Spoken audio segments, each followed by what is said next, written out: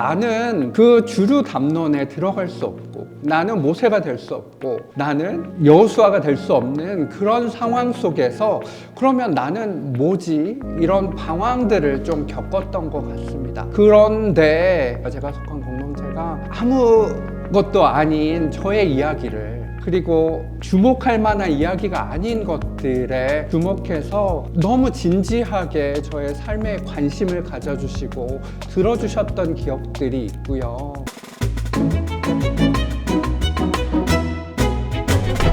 네, 인성모 그리고 아웃플러스가 콜라보로 진행하는 인터뷰 시리즈로 가고 있습니다. 인문학의 길에서 성서를 만나다라는 책의 저자분들을 저희가 모셔서 인터뷰하고 있는데, 오늘은 그 저자 중에 한 분인 강성우 교수님과 함께 인터뷰 나누도록 하겠습니다. 교수님 안녕하세요. 네, 안녕하세요. 네, 간단한 소개 좀 부탁드리겠습니다. 네, 저는 지금 충남대에서 한국 학생들도 만나고 외국 학생들도 같이 만나면서 국제관계사, 국제관계, 정치, 문화 뭐 이런 것들을 강의하고 학생들과 같이 지내고 있습니다.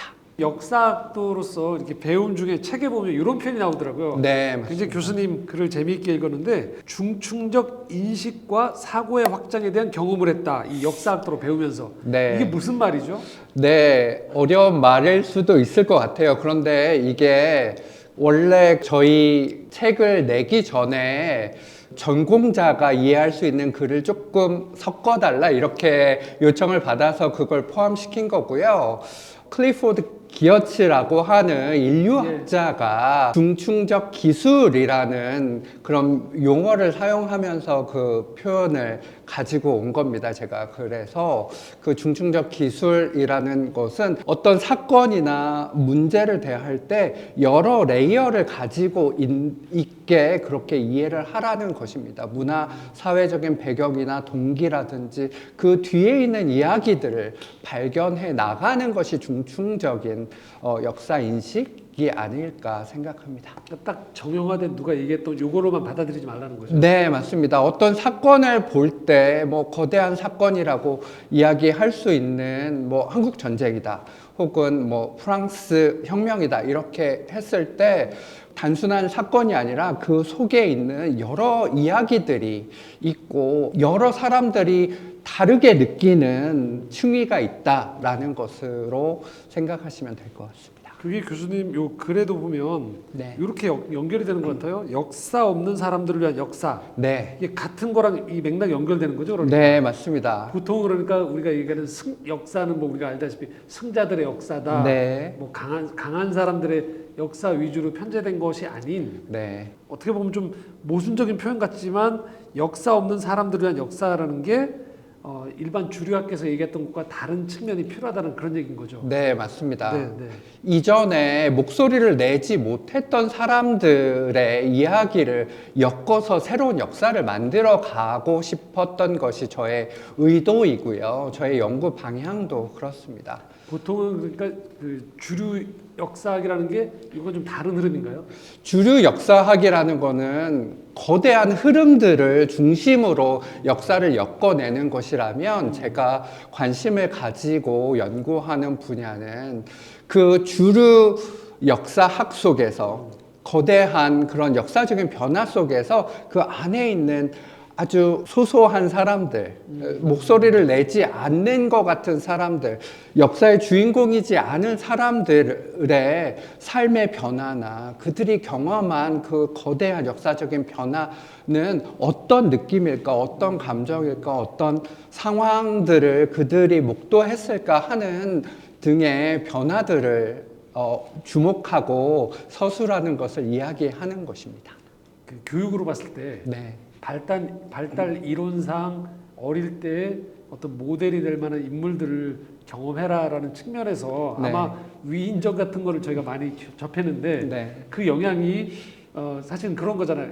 이런 위대한 사람이 되라, 이런 성공한 인물, 위인전에 나올 만한 사람이 되라라는 걸 어려서부터 제가 배우다 보니까 자연스럽게 성인이 돼서도 그런 시각이 저희한테 좀 많잖아요. 네, 맞습니다. 그것을 좀 다르게 이제 봐야 되지 않나, 어른스러운 네. 그런 측면인 거죠. 네, 맞습니다. 그 세상의 변화는 사실은 그런 위인과 같은 한 명의 독보적인 사람을 통해서 이루어지기도 하지만 대다수의 이름 없는 알려지지 않은 많은 사람들의 노력을 통해서 변화가 일어나기도 하거든요.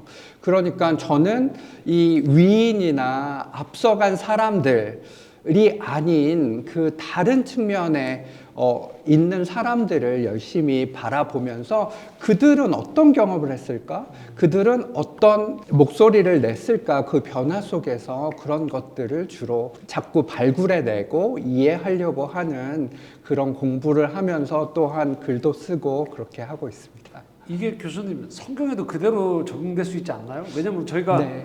성경에서 늘 듣는 건 아브라함, 네. 모세, 네. 다윗, 바울 네. 그렇잖아요. 근데 다르게 볼 수도 있다는 거죠, 그러니까. 그게 저의 고백이기도 한데요. 사실은 제가 어렸을 때 한국 교회에서 많이 이야기했던 이야기들 중에 하나가 꿈이 없는 민족은 망한다. 뭐 이런 식의 논의였고요. 그런데 저는 저 자신을 바라봤을 때 너무나 작고 너무나 약하고 체력도 약하고 똑똑하지도 않고 뭐 이렇게 저 자신을 바라보다 보니까 나는 그 주류 담론에 들어갈 수 없고 나는 모세가 될 수 없고 나는 여호수아가 될 수 없는 그런 상황 속에서 그러면 나는 뭐지? 이런 방황들을 좀 겪었던 것 같습니다. 그런데 제가 속한 공동체가 아무것도 아닌 저의 이야기를 그리고 주목할 만한 이야기가 아닌 것들에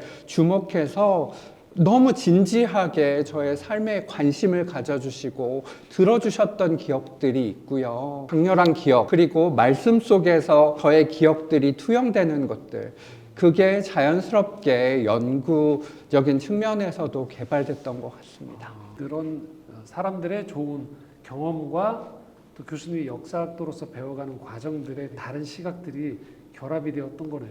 네, 그런 거죠. 교수님 챕터를 읽으면서 좀 부러웠던 게 네.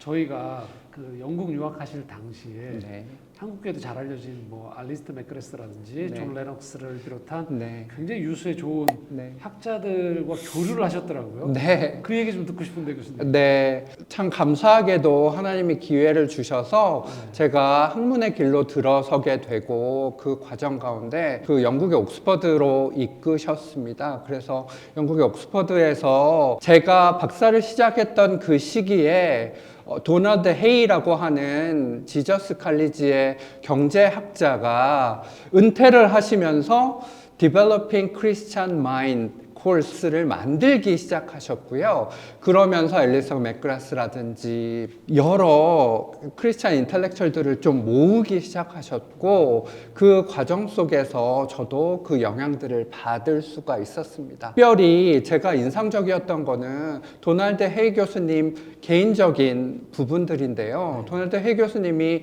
자신이 연구 가운데 크리스찬으로서의 아이덴티티가 지대하게 영향을 미쳤다라고 하시면서 경제학을 공부하시는데 본인은 서번트 리더십이라든지 섬김의 경영에 대한 이야기를 하고 싶어서 그런 이야기를 경제학계에 제안을 했더니 그게 소수 담론이 되어버려서 더 이상 이야기하지 않는 담론이어서 오히려 오랫동안 묻혀 있었던 보석들을 발견한 것처럼 그 담론에 사람들이 주목하기 시작하고 그 담론을 통해서 크리스찬의 어떤 철학과 비전을 함께 나눌 수 있었다 이렇게 간증하시는 것을 듣고 저는 학문과 신앙이 하나가 될 수 있구나. 자신의 연구가 자신의 삶과 신앙이 투영됐을 때 더 빛을 발할 수 있구나 이런 생각들을 하게 되었습니다. 역사학으로는 교수님 어떤 그럼 좀 도전을 받으셨어요 그때 만약에? 역사학적인 측면에서도 동일하게 저도 딱 맞는 해답을 얻을 수는 없지만 내가 항상 관심을 가지고 있었던 사람들은 앞에 나가 있는 리더들이 아니라 과부와 고아와 이방인들과 이런 사람들에 대한 관심이었지 이렇게 생각을 하면서 그때 당시에 말할 수 없었던 사람들, 주류 담론에서 제외된 사람들의 이야기들을 어떻게 하면 발굴할 수 있지 하면서 그런 노력들을 해 나갔던 것 같고요. 그 과정 속에서 이제 저의 연구가 또 확장되고 개발되었던 것 같습니다. 확실히 교수님 말씀대로 주인공 시선이 아니고 조금만 달리 보면 성경에도 사도 바울도 계속 그 서신에 보면 많은 동역자들, 네. 여성의 동역자들, 뭐 심지어는 노예였던 네. 신분의 사역자들까지 다 거론하는 것들을 보면 실제 하나님 나라라는 실제는 아주 다양한 사람들의 이야기가 그 안에 담겨져 있는 거죠. 네, 맞습니다. 교수님, 그럼 이제 좀 저희가 공통 질문들을 좀 드리고 싶은데 네. 교수님께서 그럼 이 방송을 보시는 분들 중에 역사학도로서 네. 내게 영향을 줬던 한 사람과 좀 추천해 주시는 책을 좀 여쭤보고 싶은데요.